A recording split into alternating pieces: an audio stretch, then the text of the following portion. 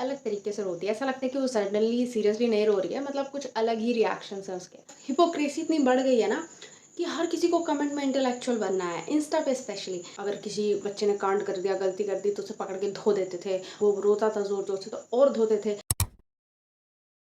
हाय, आज की video basically उन बच्चों के बारे में है जिनमें हम अपना फ्यूचर देखते हैं। छोटे बच्चे जिनसे हम आगे का कल डिटरमिन करते हैं। हम सोचते हैं कि छोटे बच्चे ही आगे चल के हमारा भविष्य है और बाकी चीज़ें।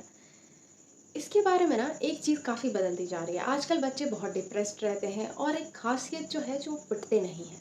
हाँ, अब मैं ये थोड़ा कंट्रोवर्शियल टॉपिक पिक कर रही हूँ तो शायद बहुत लोगों को इससे आपत्ति होगी, तो फिर आप अपनी आपत्ति पुट डाउन कर सकते हो वहाँ पे। द थिंग इज़, मेरे हिसाब से कि अभी मैं रिसेंटली एक रील स्क्रॉल कर रही थी। उस रील में ना एक छोटी सी बच्ची होती है जिसके हाथ में एक लिपस्टिक होती है जो उसने तोड़ दी होती है और उसने पूरे फेस पे लगा रखा होता है। अब उसकी पहुंच तक वो चीज़ कैसे आई या क्या चीज़ें रही, इस पे हम दो पर्सपेक्टिव में चर्चा करेंगे। पहली चीज़ ये है कि उस बच्चे ने ये सब कर रखा होता है और वो बच्चा घर पे रहती है। तो जब बाहर से उसकी मम्मा आती है तो वो उससे कहती है कि मुझे लिपस्टिक दे दो। तो वो बिल्कुल रोने जैसा मुँह बनाती है और बहुत ही अलग तरीके से रोती है। ऐसा लगता है कि वो सडनली सीरियसली नहीं रो रही है, मतलब कुछ अलग ही रिएक्शंस हैं उसके। ऐसा कुछ फ़ील होता है।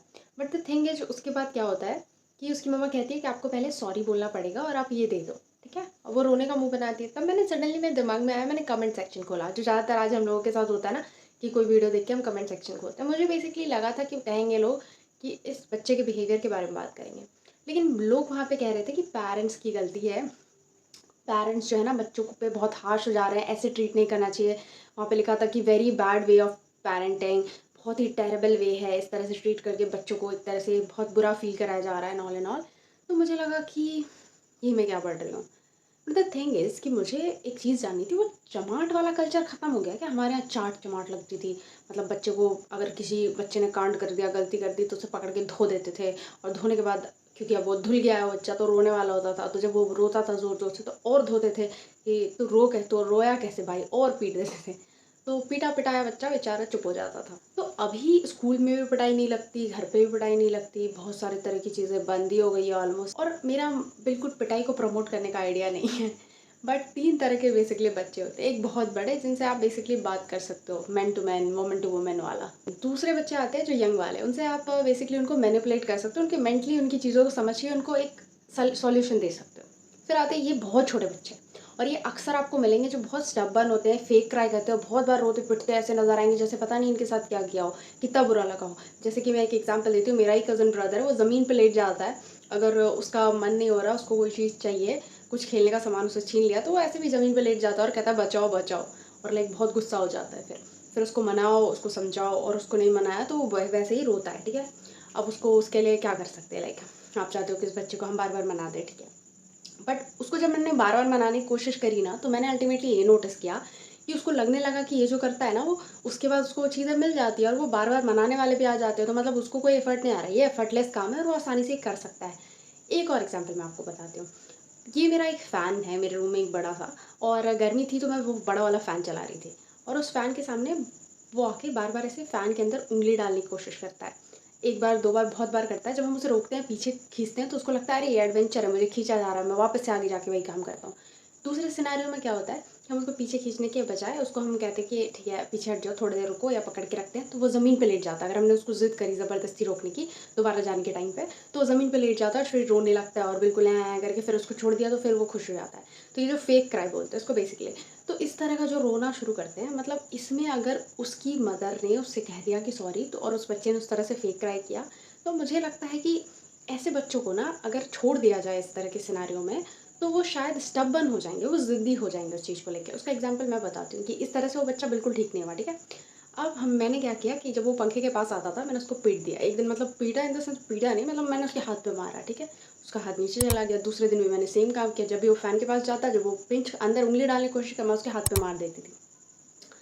चौथे दिन मैंने नोटिस किया कि वो फ़ैन के पास तो गया, बट उसने फ़ैन में उंगली डालने की कोशिश नहीं की।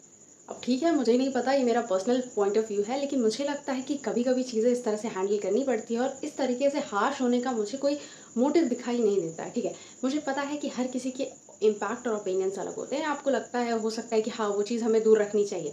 हाँ, पेरेंट्स के लिए ये चीज़ है कि आप ऐसी चीज़ें दूर रखो जो कि आप अवॉइड करना चाहते हो कि बच्चे करें, बट हमेशा ये पॉसिबल नहीं होता है। ये आपको तब रियलाइज़ होगा whenever you will be a parent, responsibilities और भी चीज़ें साथ में आती है। ठीक है, सारे बच्चों के लिए पेरेंट्स इंपॉर्टेंट होते हैं, बट ये एक बहुत बड़ा टैबू हो गया है जिसकी वजह से ये जनरेशन इतनी डिप्रेस्ड है। ठीक है, हम पिटते पिटाते भी इतने डिप्रेस्ड नहीं थे। ठीक है, हमने डिप्रेशन को बहुत सारे बार टैकल करने के लिए या बहुत सारे बार हमें वो एक्सप्रेस करने की चीज़ें नहीं दी गई, बट इतने ज़्यादा एक्सप्रेस करने के बाद हम इतने ज़्यादा एक्सप्रेसिव होने के बाद भी हम सबसे ज़्यादा अपसेट जनरेशन है। क्यों? क्योंकि हम बिल्कुल गुस्सा हो जाते हैं अगर कोई हमसे अलग आर्ग्यूमेंट फेस करता है, हमसे अलग चीज़ें रहती है। तो ऐसा नहीं है कि it all comes like that. तो कभी कभी मेरे हिसाब से ना ये चीज़ें इस तरह से जाती है, और आई थिंक जानी भी चाहिए। क्योंकि कभी कभी कुछ चीज़ें आपको समझाने के लिए उनके पास इतना कॉमन सेंस नहीं है। अगर वो इतने छोटे बच्चे इतने कॉमन सेंस के साथ होते तो हमें ये ज़रूरत ही नहीं पड़ती, और ज़रूरत पड़ रही है तो शायद कोई ना कोई तो वजह होगी ना। आप उस चीज़ को लिमिट करो, मॉडरेट करो, बट बहुत सारी जिद मान लेना बच्चों को आप अलग तरीके से टैकल करने के टिप्स एंड ट्रिक्स सोचो, कुछ अलग तरीका सोचो आप, वो अलग चीज़ है। बट ये नहीं कह सकते आप कि बिल्कुल उनको ज़रूरत नहीं है, कभी कभी आपको ज़रूरत पड़ती है। और मैं इसका बहुत बढ़िया एग्जांपल आपको और दे देती हूँ इस वीडियो के लास्ट में, कि 100% मैं आपको ये चीज़ पेपर पे लिख के दे सकती हूँ कि अगर आपके साथ ये चीज़ किसी ने की होती, आपका लिपस्टिक बच्चे ने तोड़ दिया होता इस तरह, नो मैटर्स कितने भी काम होते, या तो आप फ्रस्ट्रेट हो जाते, या आप सबसे पहले उससे बात नहीं करते, उसको सॉरी वॉरी नहीं बोल रहे होते, पहले तो उसको पीट देते, उसके बाद उससे पूछते कि क्या बेटा क्या हो रहा है। तो that is the thing I wanted to talk about, कि काइंड ऑफ हिपोक्रेसी इतनी बढ़ गई है ना कि हर किसी को कमेंट में इंटेलेक्चुअल बनना है, इंस्टा पे स्पेशली। यूट्यूब पे बेसिकली मैंने ये चीज़ अलग देखी है, जो कि मैं एक सेपरेट वीडियो बनाऊंगी इस पे, और मैं इस पे बात करूंगी। सो आई वांट टू नो कि आपका पर्सनल क्या ओपिनियन है, बच्चों को किस तरह से ट्रीट करना चाहिए, और वो जो उसका बिहेवियर था वो सही था, गलत था, या उस बच्चे का गलत था या उसकी मदर का, और क्यों। चलो, thank you so much, lots of love.